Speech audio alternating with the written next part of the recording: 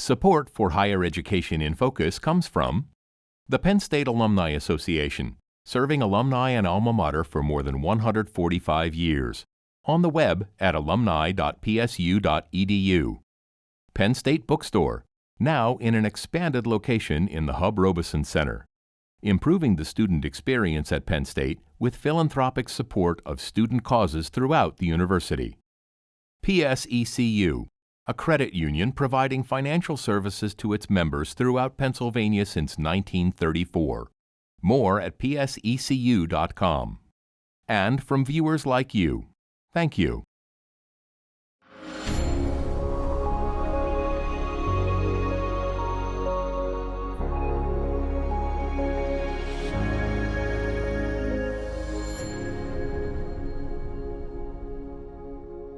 Penn State has built a reputation as a military-friendly university.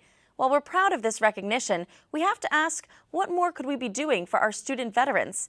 In this edition of Higher Education in Focus, Penn State President Eric Barron will explore what the university can do to address the unique challenges veterans and active duty military students face. Here to talk with him about that is Andrew Huling, President of the Student Veterans Organization, Melissa Valdes, President of the Penn State chapter of Omega Delta Sigma, a national veterans fraternity, and Olivia Washington, President of the Service Women's Advocacy Group.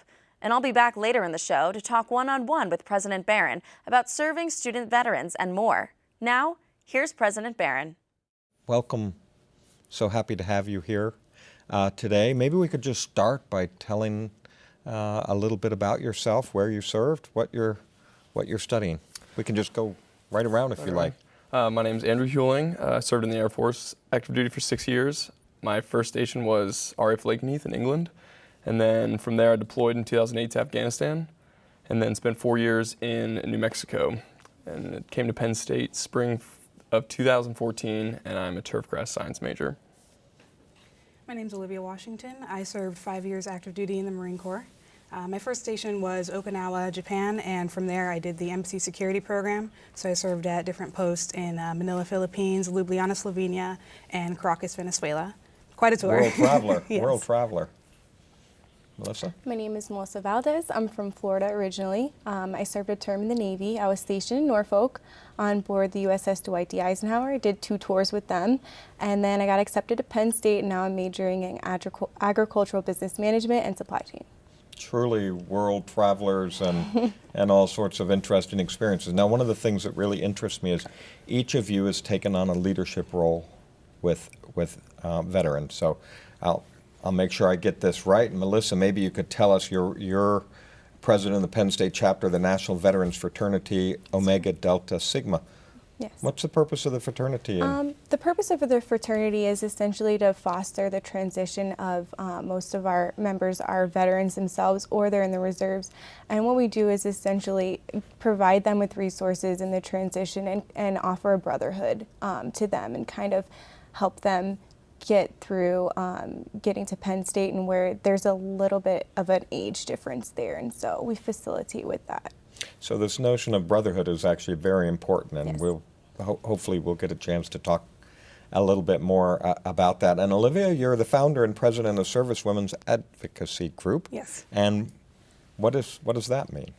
We exist to provide a venue for women service members, as well as those who are ROTC students, those who are on reservists or guard duty, as well as women who might be interested in military service. We exist so that we can kind of share our knowledge and provide a special space specifically for women who can share experiences that might have been a little bit different from what men experience in their time.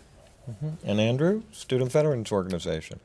The Student Veterans Organization, I came into president after I was VP for a while, and our old president moved away to Arizona State, unfortunately. But then I stepped up and became president. And the real purpose of SUVO, in my opinion, is to just help those who serve transition into academics, because it can be kind of a tough transition, because I experienced it myself. But we're just there kind of so these veteran students have a kind of place where they can go and have someone they can relate to with similar experiences. So, if we think about this, here you come as a student, you're older, you've had a very different life experience, a very high level of maturity. You presumably haven't been in classrooms in quite a long time. And so veterans coming on a campus compared to an entering freshman, this is really quite different. So how important is it that you connect with other veterans while you're here? Yeah, and you mentioned being at a high school for a while. We have some brothers in the fraternity who retired in their service. So they've been at a high school for sometimes over 20 years. Not just a tour of duty, a really long time, yeah. Yeah, and so connecting with people who are also struggling and then coming together to help each other is like an essential piece, I think, to being connected to other veteran groups or adult learner programs. Now, turn around and say, okay, that connectedness, is there also a sense of value to connect and be a part of and engaged with the rest of the student body? Absolutely. I think that there is important in keeping that camaraderie that student veterans experience in the military, but it's also important to kind of expose yourself to a real college setting and mingling with the freshmen, sophomores, and people that just came to college right out of high school. Mm-hmm. Now, sometimes people tell me, yeah, I came into the campus, I hunkered down, I put my hood up, and I just focused because I can get through this. But really, your organizations are all about this level of engagement, this level of partnership. This is, and you actually described an organization which was to share experiences that were similar and work together. Yes, and what our organizations do, they provide that bridge between the non-traditional and the traditional student population. When we come in, it might not be easy to see all these faces that are so much younger than yours and understand what's interesting to the younger person, what college feels like to the traditional student, and being around other veterans you can share the experiences that an older, I can't say older, but a veteran who's been on this campus longer can say, oh, I had trouble at first, but I was able to speak with these younger students. In fact, these are some great younger students that are also ambitious that we can connect with, and over time, we learn how to integrate into the community. So does housing become an issue where you come on, and if you have student housing where someone should pay attention to whether you have a veteran roommate, or in the cases where there's a family, children, is there a sensitivity for housing, or should there be a sensitivity for housing? I personally don't think so. I would say that if a veteran was living in the dorms, then maybe. Yeah. Does that happen very often? No, but I actually know two people that they're members of SUVO that lived in the dorms their freshman year, and I mean they were 23 and 25, living in sophomore dorms over at Pollock, and he was kind of concerned about his experience initially, but he ended up living by himself, so it worked out. But I think most veterans coming in have experience with living on their own in apartments and stuff.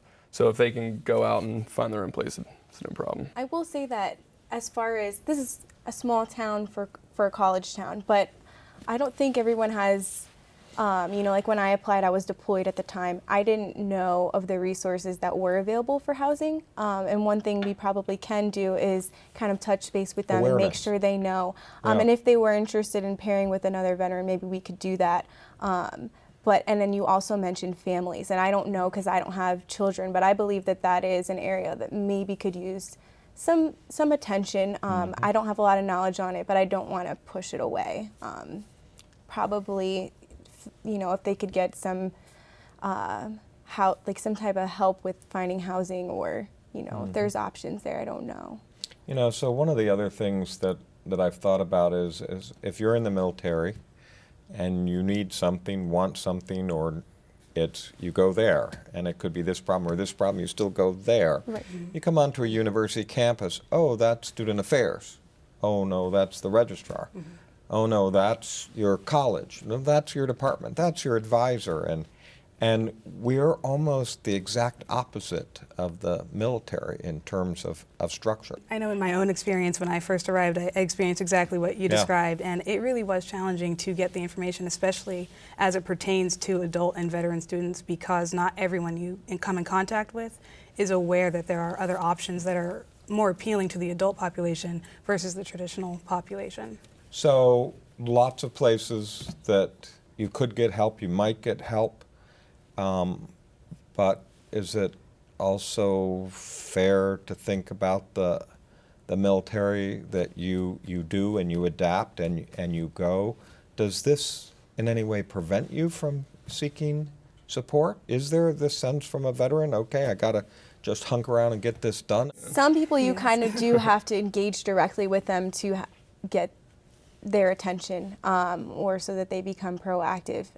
I think it is a bit overwhelming when you first get here. It's a very large campus, and I think in a way we are very different, but I believe I know I did separate myself from the average student. There's a lot of commonality, like a lot I had in common with them that I didn't see right away, because I was maybe a bit overwhelmed. So it takes a bit more of a direct, I think, engagement with some veterans to get them to utilize the resources. Exactly. I was very stubborn coming in too. Said, oh well, I was in the military. I can figure this out on my own. You're tough. Yeah. Yeah. But I mean, there are so many resources that Penn State offers that I look back and wish I would have taken advantage of them at that time. Yeah. Does this connect to the community and brotherhood issue as well?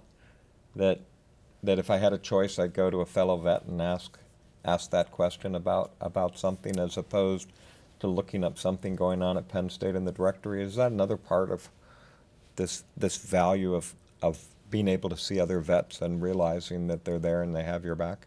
I think it's very hard to generalize. Yeah. I know. I'm working hard at it too, aren't I? Here, let me give you these blanket questions and No, see they're whether valid, or not. they're valid concerns, and there Yeah. is way to improve upon those things. But I think a lot of people, like when I first got here, I said I got out of the military, I'm ready to mesh in, and I kind of secluded myself at first, even from veterans, just because that idea that I just wanted to find my way. And then later I came around, but it probably depends from person to person. So let me just go around here. Did you come in, you knew what you were going to major in and what you were going to do, or were you going to go explore? I thought I knew. Uh-huh. So I re-evaluated things and I chose a different major. And you did it by a deliberate process, not just hopping around trying this course or that yes. course. Very directed. And did you know just what you wanted to do? I knew what I wanted to do in a career. I had to search around to find the best fit major. Uh-huh. But you had that idea of a career objective. Yes. You know, they say that a typical undergraduate changes majors at least once. I mean, 50% change their majors at least once. I can believe that. Did you know what you were going to do and go? I was the guy that was all over the place. I came in thinking I wanted to study aerospace engineering because of my background in the Air Force. Yep. But I was so far behind in math, so my advisor actually counseled me against it. And then I had an interest in business, so SMEAL was an option. And I don't know how I ended up in turf grass science, but I've definitely found where I'm supposed to be. And it feels good. It feels awesome. It does. Yeah, fantastic. Yeah. Well, that's good. That's what a college should do, right? Definitely. I mean, it really should do. So let me ask you about GI benefits and the university. Hard to maneuver? Easy to maneuver? I work at the Office of Veteran Programs, which exists to kind of facilitate with the administrative side of that. Yeah. I know when I was just an applicant, I told you I was deployed. I immediately spoke with a staff member there who was also a student veteran, and they walked me through the whole application process. And if I had a question, they were more than happy to help. And it was very personable. I felt comfortable. If it was very useful to services. If it wasn't for that, I don't know that I would have attended Penn State. I might have attended USF. That was the other option. But everybody was friendly. Everyone I talked to from Bursars, and then also in the Office of Veteran Programs, which I feel, in my opinion, has done very well with helping me get going on my GI Bill. Yeah, I agree with Melissa. I think the Office of Veterans Programs has made getting your GI Bill as user-friendly as possible. I didn't have anyone that could walk me through, but I called the office over the phone just to get the basic steps on how do I do this, and they walked me through. I didn't have to deal with it hardly at all, and then when I arrived here, it was as simple as signing the final form. So I think the office really helps with that. Yeah, that's great to hear. Same experience as them. Very easy process. Yeah. I came up here maybe 2 weeks before the spring semester started in 2014. I just returned from overseas, and I was registered for classes in a few days and ready to go, and the GI benefits were coming in and everything. That's relief. I don't know what I would have done if you told me it was all not working well. That would have been tough. Let's switch to a more difficult topic: physical injury, mental injury. Clearly, different types of services, different type of instances.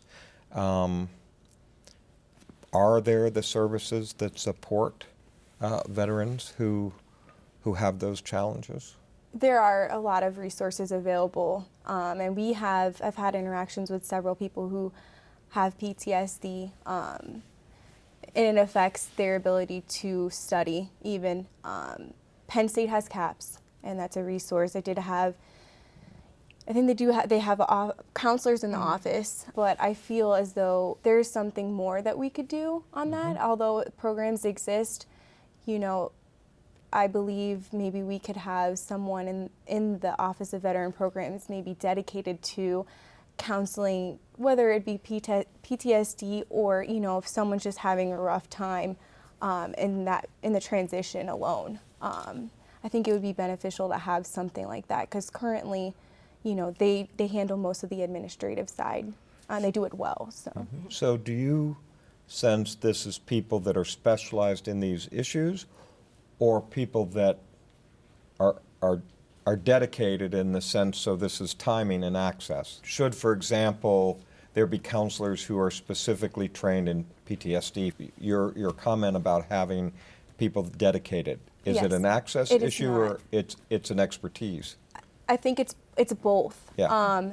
We do have people who are certified in the office to counsel that, but they also handle a lot of the administrative work.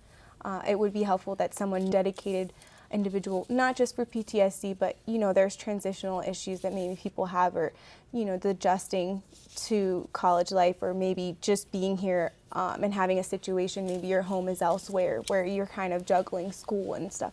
It may be good just to have someone dedicated solely for that. And just to add on, as far as I'm aware, there are 2 CAPS counselors that are trained to work with veterans in the veteran community.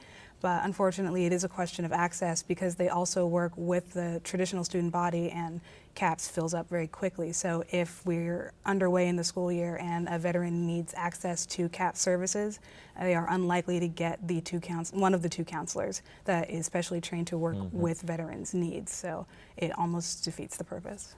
I've actually heard these concerns from members of SUVO saying that CAPS, it's the program's awesome. It just fills up very quickly, and the counselors are not necessarily specialized to deal with the kind of issues that our members are having. So I think a PTSD specialized counselor would be very beneficial. Would make a difference, yeah. So if you were giving Penn State advice, what would you say would be the key things that we should focus on to make the veteran experience even stronger here? I know one thing that's been mentioned a few times is a centralized location for veterans to work and study, and to promote this sense of community. Exactly, and have a place to go where veterans feel comfortable, as opposed to going to the library where there's 1,000 people, and that could make the PTSD issues come out, as opposed to having them around fellow veterans where they can feel kind of safe. I'd say continuing to build that bridge between the veteran population and the broader school population, especially in the classroom setting where veterans can feel comfortable and safe sharing the experiences that they've had in a classroom context.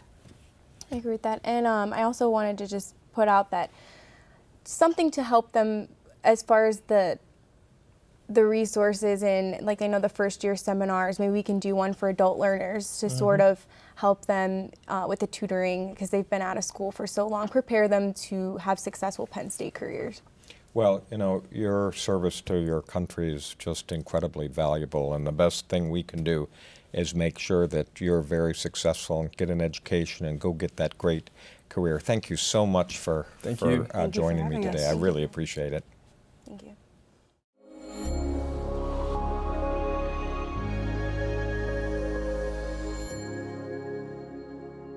Next up on Higher Education in Focus, I'll talk one-on-one with President Barron about what the campus community can do to support student veterans and about what sets Penn State apart. It's hard not to notice just how committed and passionate you are about our student veterans. So why is this issue so important to you personally? Okay, well, I guess it's a couple of things. One is obviously they've served their country, and yet when you watch the transition into college, it seems there are all these difficulties and obstacles that are put in front of these individuals who serve for such a long period of time. They've been gone from an educational environment for a long period of time, yet you want them to take SAT tests to see whether they can be admitted. We typically have housing for freshmen as a way to build community. How does a vet who's older come on board and do that? We have a very complicated system, and they're coming from a system which is really rather straightforward. I think, if I were really honest, there's another part of it, and that is I grew up at a time as a student in the Vietnam War, and many people were opposed to the war, and it translated to an attitude to veterans. Whereas I think today we have this sense that whether or not you agree with a conflict around the world or not, you honor the vet. They've laid down their lives in order to serve the country and all of our people. And so part of me says I've just got to make sure that I do my job in this role as a president in honoring vets by making sure that they have a great educational experience and they go get a great career. I think there are about 100,000 U.S. veterans looking to come into college for the next year under the new GI Bill. So why Penn State? What makes Penn State stand out for veterans? Okay, something, we have this sense of community. We have this sense of pride. And everything that I've read is that sense of community is really important. To know someone that has your back, that has had a similar experience, that can connect to you as an adult learner or as someone with a vastly different experience. And so part of Penn State is this notion that I don't care who you are, what you look like, what your background is like, what your financial capability is like. This is a place you can graduate. This is a place that you can be successful. This is a group of hardworking people that achieve because they're bright and they're hardworking. So I don't want any population to be left out, right? Mm-hmm. And Penn State is so good at this. This is so part of our culture that that I want to make sure that it keeps going that way, and I think it happens naturally for Penn State. That's why it's Penn State. At a school like this, it can be hard to graduate on time for anyone, specifically for veterans. So in terms of getting credit and college credit for military training before coming into a university, that can be really difficult for veterans at many schools. What is Penn State's position on giving veterans credit for prior learning? So I really think credit for prior learning is an important step to take.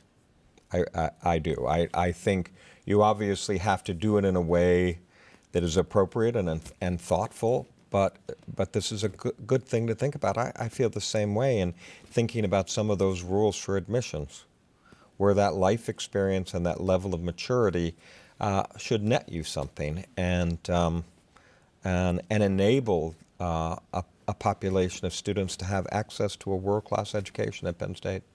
The GI Bill generally works for only undergraduate degrees, at least at state schools. What, if anything, does Penn State do to assist veterans who are looking to pursue advanced degrees? Yeah, so, it's interesting. I've watched this subject move along where the objective is make sure you graduate, make sure you graduate. We were just chatting about having a 6-year graduation rate of about 49%. You really want that to be a lot higher, and at Penn State it's over 90, and that's the first step is graduate and get a job. But increasingly we're seeing it's graduate and perhaps you want to go on to an advanced degree. So we should encourage that. It is much harder to do financial assistance outside of the normal graduate financial assistance process. We're a tuition-driven university. That's a hard step to take to change that. What can students do who may not have personal ties to veterans on campus? What can they do to still show their support for the veteran community at Penn State? Yeah, I suppose it's everything. It's from participating in Veterans Week, which culminates in a football game that we honor the individuals. It's learning about their experiences and the differences, because part of the value of a diverse community is you really can learn from other individuals, to really respecting their individuals' opinions on different topics, to being an advocate for some of the services.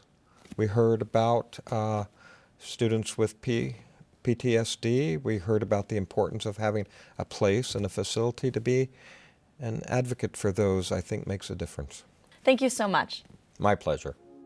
On behalf of Penn State President Eric Barron, we'd like to thank our guests, Andrew Huling, President of the Student Veterans Organization, Melissa Valdes, President of the Penn State chapter of Omega Delta Sigma, and Olivia Washington, President of the Service Women's Advocacy Group.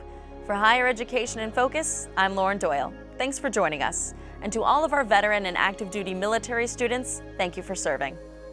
Support for Higher Education in Focus comes from the Penn State Alumni Association, serving alumni and alma mater for more than 145 years.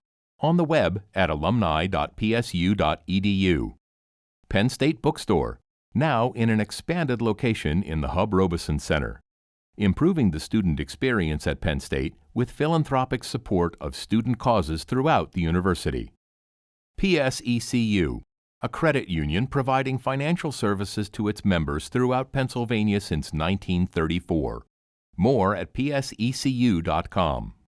And from viewers like you, thank you.